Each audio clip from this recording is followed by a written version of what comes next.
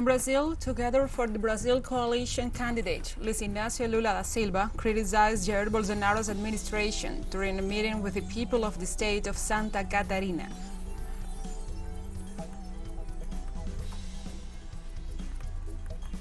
Category 1 Hurricane Fiona has entered the Dominican Republic after leaving a trail of destruction in Puerto Rico.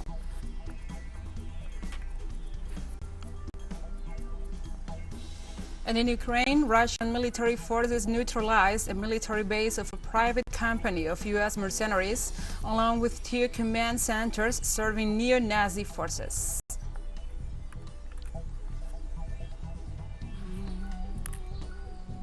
From the headquarters of TeleSUR English in Havana, Cuba, this is From the South.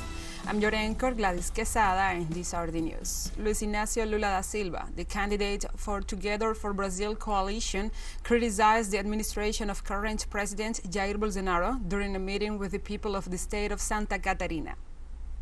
Lula da Silva held a rally in the city of Florianópolis, one of the central electoral strongholds of his main opponent and the current Brazilian president, Jair Bolsonaro. Lula also criticized Jair Bolsonaro's trip to the funeral of Queen Elizabeth II of England and pointed out that Bolsonaro had never visited any of the victims of COVID-19, despite his attitude towards the pandemic.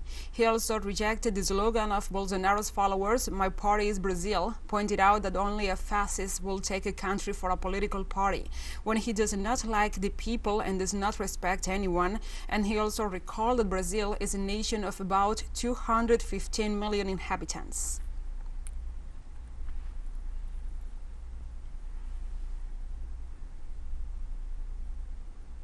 We move on to other topics. Cuban citizens living abroad start the popular consultation of the new family code. Since early in the morning, several cities around the world opened simultaneously the polling stations installed in diplomatic offices to endorse the new code of families. Likewise, Cuban collaborators, athletes, and officials abroad are also voting at the polls on Sunday in different countries, at the same time reaffirming their support to the project. The Cuban authorities reiterated that the proposal is based on the principles of plurality, inclusion, solidarity, and the pursuit of happiness for all people.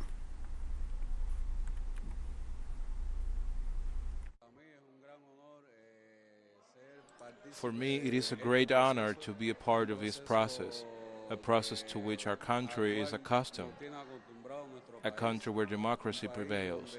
For example, the family code, as we all know, is an inclusive process. It's a process that places us alongside with the most developed countries.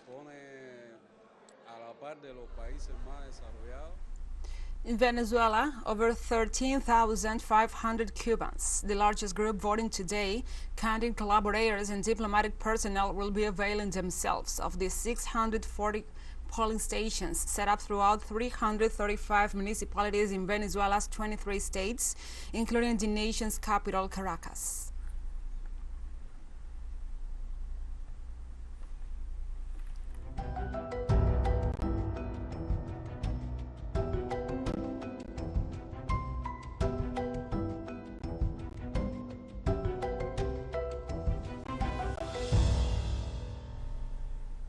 Now we address other topics. Category 1 Hurricane Fiona has entered the Dominican Republic after leaving a trail of destruction in Puerto Rico. Fiona entered the Dominican Republic with winds of 140 kilometers per hour over Cape San Rafael, where heavy rains and intense swell are reported. Hours before, the Dominican authorities declared a national emergency and the forecast for the first hours after Fiona entered the territory. According to the U.S. National Hurricane Center, heavy rains and outer bands of Fiona will still affect Puerto Rico, as flooding and landslides are expected. Also, forecasts point to hurricane conditions in Turks and Caicos on Tuesday, as well as in Bahamas.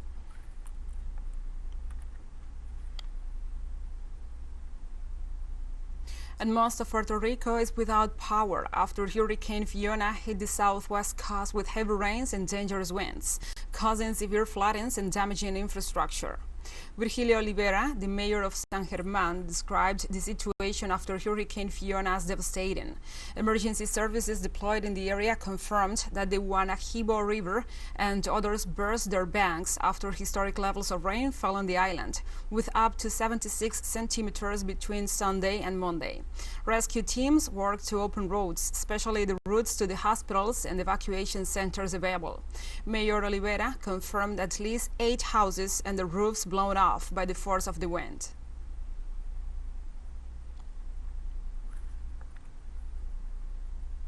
In Pakistan, a temporary school set up in tents by UNICEF in collaboration with Sindh government is providing education to around 200 children of flood-affected families in Kharagpur city. Teachers in school, which has attracted children from families living in around 150 tents, are providing lessons in basic mathematics, language, and drawing. An official said the primary aim of setting up the school was to bring them children out of the shock of what they have gone through. In Gambad city nearby, a village of around 400 tents have been set up by a few British volunteers who are providing the flood victims food, security, toilets, and other necessities of life.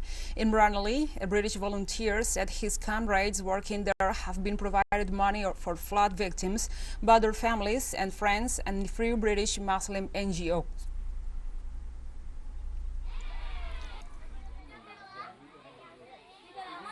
Other parts of Pakistan, but then we came here because we seen it was the most needy. We set this camp up, 430 tents, mashallah, and we're providing food, security for the people, for those who are vulnerable, and other sanitation and everything. So they've got toilets here, they've got everything here what they need. So alhamdulillah, so running a village, so to speak, where those who need it can come and make the best of the facility. We'll take a short break now. Join us again after this.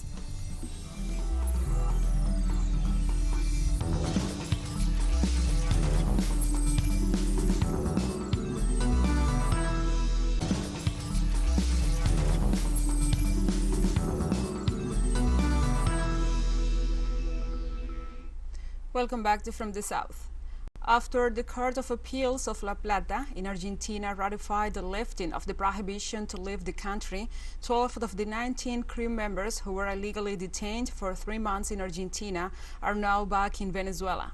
Our correspondent, Madeleine Garcia, with the details. The long-awaited moment has come.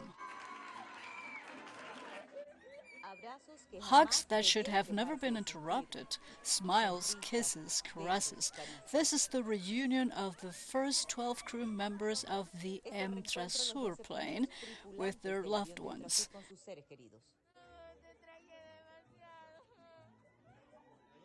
A forced separation they should have never experienced. They had been unjustly and unfoundedly singled out as alleged terrorists in Argentina. I feel very happy, satisfied to see him again. I am excited.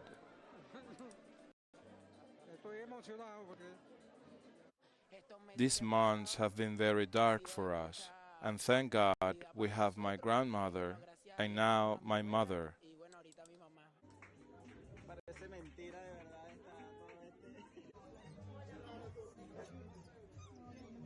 There are 7 left crew members to be released, 4 Iranians and 3 Venezuelans.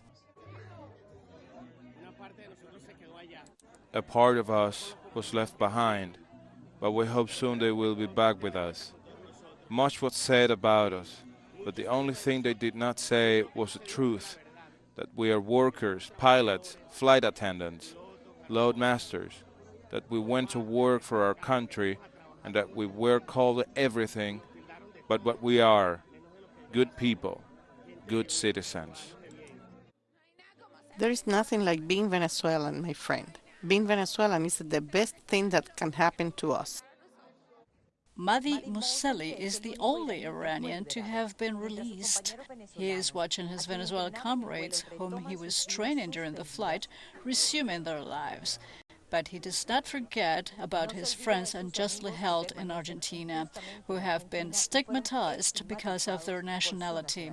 He looks forward to what he will soon experience with his loved ones once he's back in his country.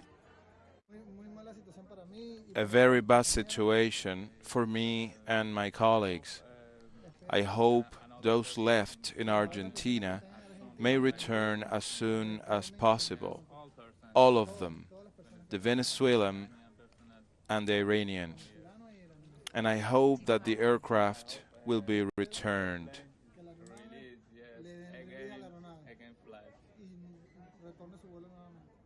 The journey back to their homeland started at the Ezeiza airport, where the whole story of lies began. This time, there was no media covering their departure, but they have concocted an alleged crime story which some media repeat over and over. They left behind their co-workers, but their release is the best proof that they were innocent in the first place.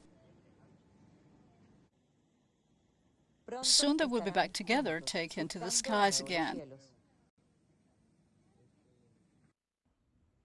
Bolivia was on their return route. They split up into two groups. They were getting closer and closer. The whole case is based on geopolitical issues, and stereotyping people, I don't think that is the best way to go about it. And in Venezuela, they were received as heroes for withstanding the consequences of the illegal sanctions by the United States against Venezuela. The U.S. not only put together the case of alleged terrorism, but even requested the seizure of the plane. The judge gave 10 working days for an opinion to be issued. That was 2 days ago, so there are 8 days left for the verdict, and we are absolutely sure that they will be acquitted. Defense lawyers in the case of the hijacking of the plane will go to the criminal cassation chamber to ask for the lifting of the seizure requested by Washington, and they will be pleading the case before the Argentinian government, for they consider that it is a geopolitical case, not a legal one. Madeline García, TeleSUR, Estado de La Guaira, Venezuela. And now we move on to other topics. Britain and the world said a final goodbye to Queen Elizabeth II at a state funeral on Monday. The Queen's funeral drew presidents and kings, princes and prime ministers, and crowds that massed along the streets of London to honor the longest reigning monarch after 70 years in the throne. Queen Elizabeth II's coffin arrived at Westminster Abbey on Monday for a grand state funeral, attended by 2,000 guests, including leaders from around the world. In a tradition dating back to Queen Victoria's funeral in 1901, the state gun carriage bearing the coffin was hauled to the Abbey by Royal Navy sailors, followed by a solemn procession by King Charles III and other senior royals. Monday has been declared a public holiday in honor of Elizabeth, who died on September 8th, and hundreds of thousands of people descended on central London to partake in the historical moment.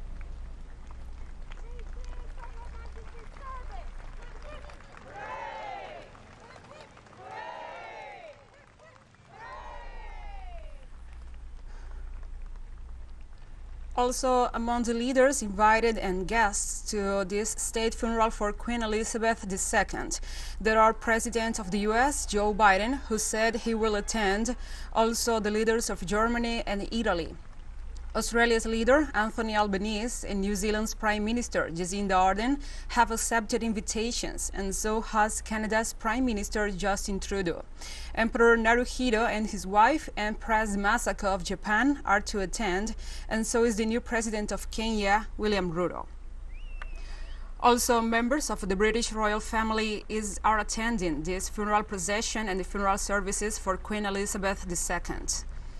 Also, other members of royal families across Europe have confirmed their presence, including King Philip and Queen Mathilde of Belgium, King Willem Alexander and Queen Maxima of the Netherlands, and the King's mother, Princess Beatrix.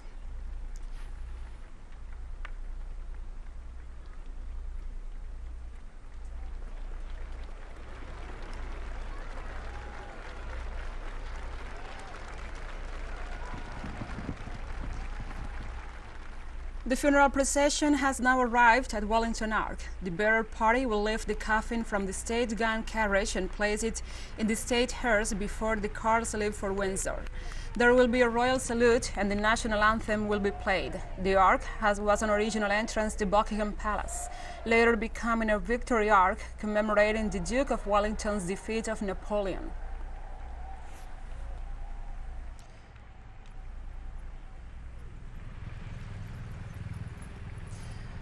At Windsor, the hearse will join a new procession to St. George's Chapel. There, a communal service will take place. It is open to the Queen's past and present staff, including those who have worked on private estates. The service will be conducted by the Dean of Windsor. Before the final hymn, the crown jeweler will remove the imperial state crown, the orb, and the scepter, which are resting on top of the coffin, and place them on the altar. After the hymn, the coffin will be lowered into the royal vault, a burial chamber under the chapel. The Archbishop of Canterbury will pronounce the blessing, which will be followed by the singing of God Save the King. The burial service that will follow at 7:30 p.m. local time, also conducted by the Dean of Windsor, will be private.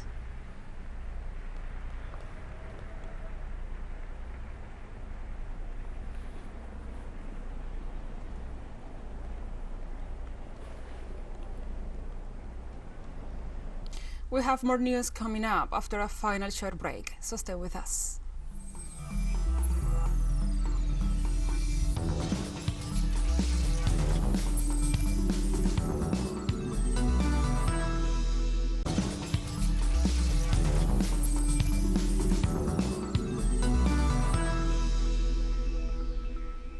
Welcome back to From the South. This Sunday, the European Commission formally proposed to freeze one-third of the cohesion funds earmarked for Hungary. The body says Budapest could use the funds to undermine the rule of law. The proposal submitted to the EU's Council will hold 7.5 billion euros, based on a conditionality mechanism first implemented in April this year. EU's Budget Commissioner Johannes Hahn said it shows the bloc's determination to protect its budget. The Commission initiated the procedure 2 days after the electoral victory of Prime Minister Viktor Orban's Nationalist Party, a process that Brussels regards as an instance of corruption.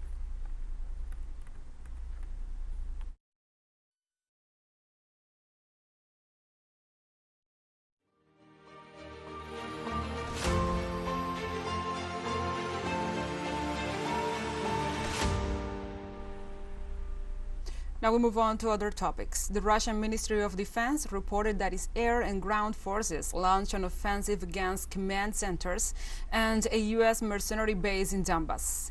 The attack targeted the foothold of the Kraken Armed Unit and the base of the private military company Academy, formerly known as Blackwater, in the city of Krasnoyarsk in the self-proclaimed Republic of Donetsk. Additionally, another operation was reported in the surroundings of Shrunino city in the Nikolaev region, also against a command post. Russian forces confirmed that the operations in the last 24 hours involved some 47 artillery positions and 127 troop and military equipment positions.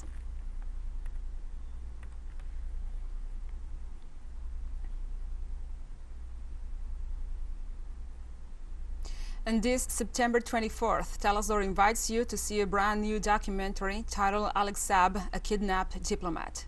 The audiovisual features testimonies from lawyers, experts, and family members of Alex Saab, including his wife, Camilla Fabry. All of them will reveal details never known before about the first kidnapping of a diplomat in the history of the world. It also compiles the actions taken by the U.S. government towards countries and individuals to ambush Saab in Cape Verde. Authorities in the island country imprisoned the Venezuelan diplomat and high government official without an arrest warrant against him. Don't miss the documentary Alex Saab, a Kidnapped Diplomat, only on TeleSUR.